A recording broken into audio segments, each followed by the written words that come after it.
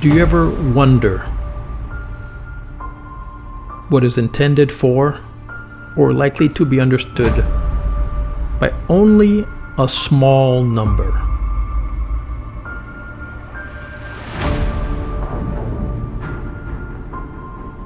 The traditional beliefs, customs, and stories of a community.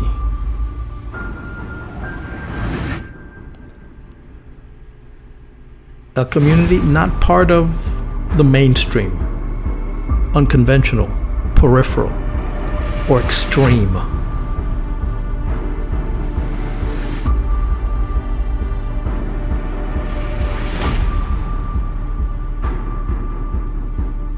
Part of an anthology, a published collection of poems or other pieces of writing.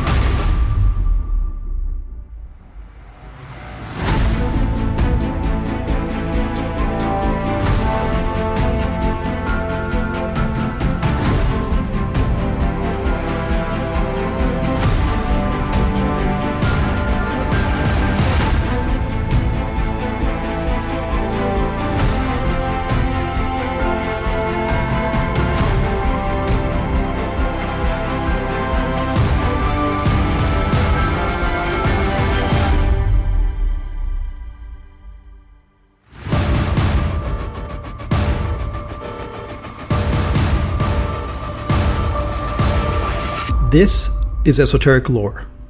I'm your host, Edward Aponte, where I push you to ponder the fringes of folklore. Un by Shiramantaya Soaka. Mantras. A neuroscientist explores the Sanskrit effect. MRI scans show that memorizing ancient mantras increased the size of the brain's region associated with cognitive function. The following comes from a Scientific American article by James Hartzell. 100 hoodie-clad young men sat cross-legged on the floor in facing rows, chatting among themselves. At a sign from their teacher, the hall went quiet. Then they began the recitation. Without pause or error, entirely from memory, one side of the room intoned one line of the text, then the other side of the room answered with the next line. Bass and baritone voices filled the hall with sonorous prosody, every word distinctly heard, their right arms moving together to mark pitch and accent. The effects was hypnotic. Ancient sound reverberating through the room, saturating brain and body. After 20 minutes, they halted, in unison. It was just a demonstration. The full recitation of one of India's most ancient Sanskrit texts from their Vedas takes 6 hours. The author spent many years studying and translating Sanskrit and became fascinated by its apparent impact on mind and memory. In India's ancient learning methods, textual memorization is standard. Traditional scholars, participants master many different types of Sanskrit poetry and prose texts. And that tradition holds that exactly memorizing and reciting ancient words and phrases known as mantras enhance both memory and thinking. I had also noticed that the more Sanskrit I studied and translated, the better my verbal memory seemed to become. Fellow students and teachers often remarked on my ability to exactly repeat lecturers' own sentences when asking them questions in class. Other translators of Sanskrit told me of similar cognitive shifts. So I was curious, was there actually a language-specific Sanskrit effect as claimed by the traditions? When I entered the Cognitive Neuroscience doctoral program at the University of Trento, Italy in 2011, I had the opportunity to start investigating this question. India's Vedic Sanskrit participants train for years to orally memorize and exactly recite 3,000-year-old oral texts ranging from 40,000 to over 100,000 words. We wanted to find out how such intense verbal memory training affects the physical structure of their brains.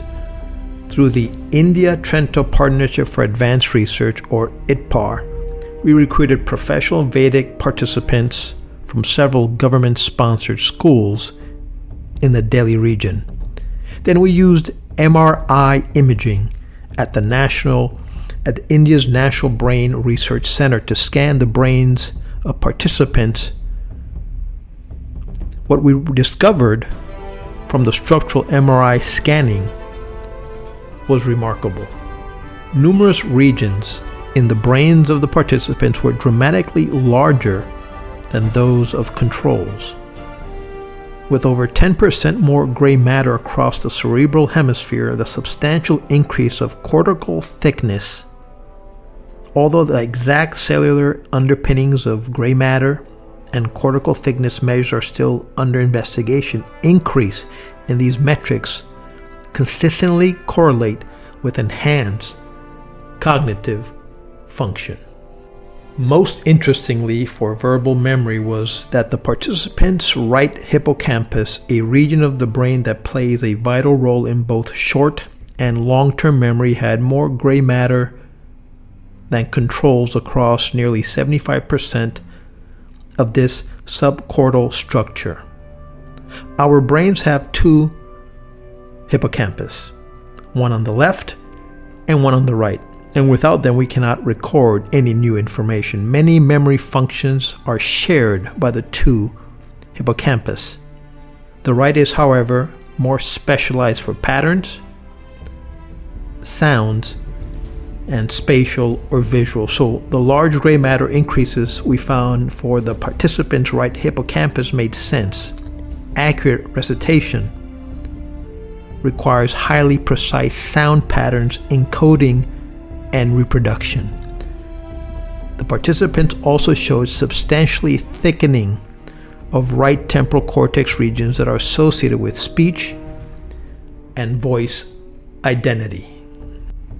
Our study was the first foray into imaging the brains of professionally trained Sanskrit participants in India. Although this initial research focused on intergroup comparison of brain structure, could not directly address the Sanskrit effect question. That requires detailed functional studies with cross-language memorization comparisons, for which we are currently seeking funding. We found something specific about intense verbal memory training. Does the participant's substantial increase in the gray matter of critical verbal memory organs mean that they are less prone to devastating memory pathologies such as Alzheimer's? We don't know yet. Though anecdotal reports from India's Ayurvedic doctors suggest this may be the case. If so, this raises the possibility that verbal memory exercising or training might help elderly people at risk of mild cognitive impairment retard or even, more radically, prevent its onset. In his book, The Ancient Science of Mantra, the author writes, and I quote, "All existence is simply an arrangement of silence and sound, or simply sound at different frequencies, for silence too is a type of sound. Science believes that there are two types of energies, potential and kinetic. Mantra science says the same thing, but takes it a bit further. In mantra yoga, while kinetic energy is an aspect of potential energy, the movement in energy causes sound. When this sonic aspect of energy is harnessed or channelized, it becomes the creative energy. This potent creative energy can be used to aid creation, destruction, or sustenance in your world, dreams, goals, and desires. Mantra yoga is about going to the source of all sounds, the first voice, the originator, so you may connect with the universe at a different level altogether, a level beyond comprehension to an average mind.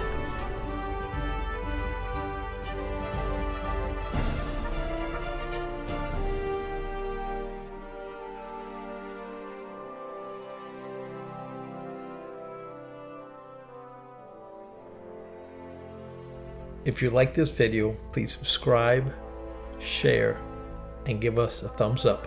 Thanks for watching. See you next time.